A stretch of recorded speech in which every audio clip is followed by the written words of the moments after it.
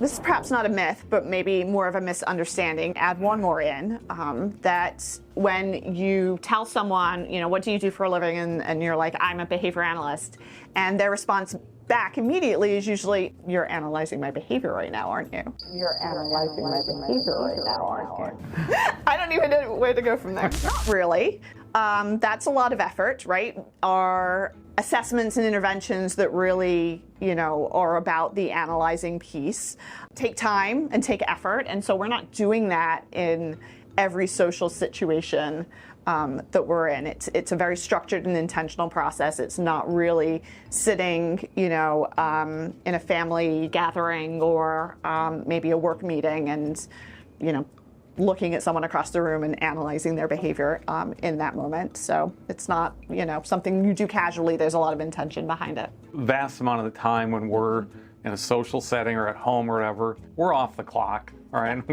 Last thing we're trying to do is analyze anybody's behavior. But I will give you one example. Folks are over, a couple siblings were fighting, you know, I mean, nothing major, no blood drawn or anything, but there was some screaming and yelling and, you know, tussling on the floor and everything. And the one parent would start intervening, and she was doing the countdown, like when I'm going to count to 3, you know, and if you're not done by 3, I'm going to, you know, something bad's going to happen.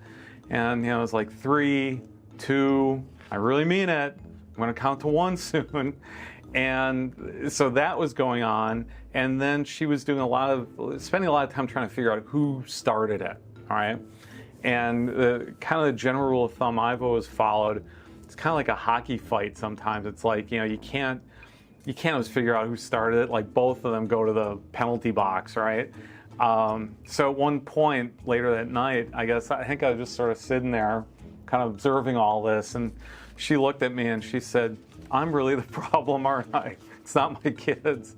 And I said, well, you know, you're giving a little bit of attention to the problem behavior, and so we could work on that. But for the most part, we really don't do that. Yeah, maybe in those rare occasions where it's just sort of thrust and anybody in the room could probably have picked that. Absolutely.